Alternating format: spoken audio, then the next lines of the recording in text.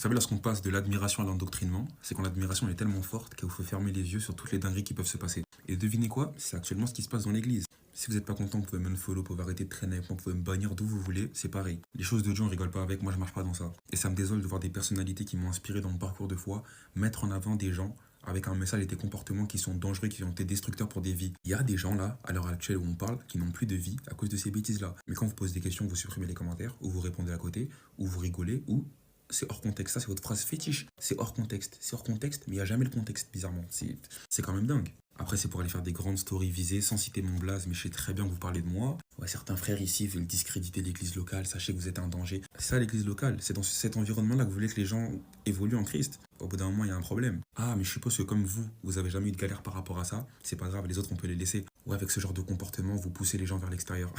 On pousse les gens vers l'extérieur. Vous avez déjà discuté avec les gens qui ont quitté l'église? Est-ce que vous avez déjà pris le temps de discuter avec eux et de comprendre ce qui s'est passé et pourquoi? Non, parce que vous êtes trop occupé à sauver les meubles pour le savoir. Mais allez discuter un petit peu avec eux et vous allez vite vous rendre compte que c'est pas nous le problème. Et ça fera une petite remise en question parce que moi j'ai discuté avec des frérots et des sœurettes comme ça et vous serez surpris de savoir ce qui ressort. Mais c'est l'honneur de l'église avant tout, c'est l'honneur du père de la maison avant tout. Donc on ferme les yeux sur tout ça et on passe à autre chose. Moi je trouve ça minable, je trouve ça lamentable et au-delà d'être juste de la bêtise, c'est dangereux. Moi, je suis pas dans ça. Si vous marchez dans ça, vous ne marchez pas avec moi. Et je sais très bien qu'il y a des gens de mon entourage, proches même, qui sont dans toutes ces bêtises. Je vous le dis, hein, si vous marchez dans ça, vous marchez pas avec moi. Si vous fermez les yeux sur ça, vous marchez pas avec moi non plus. Jacques 4, verset 17, celui qui sait faire le bien mais ne le fait pas commet un péché. Vous voyez les choses qui se passent qui ne vont pas, mais vous ne dites rien. C'est quoi? Ah, là aussi, il faut du contexte. Ok.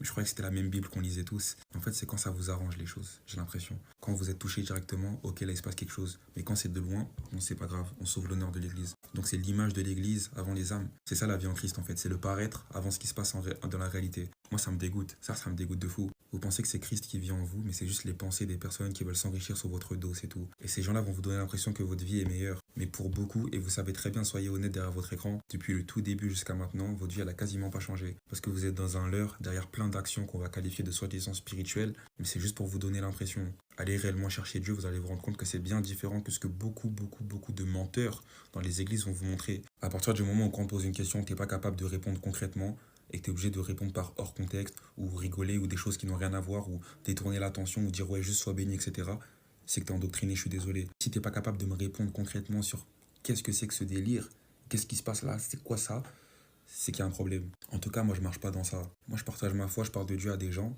qui, d'office, en fait, vont avoir dans leur idée que moi, je valide ce genre de choses. C'est mort. Après, quand on va vous dire qu'on ne veut pas être associé à tout un tas de choses, vous allez dire ils ont honte du nom de Jésus, ils ont honte de Dieu. Non, on a honte des comportements inadmissibles qui règnent dans l'Église depuis trop longtemps et sur lesquels vous fermez tous les yeux pour je ne sais quelle raison. Enfin, je ne sais quelle raison, je sais quelle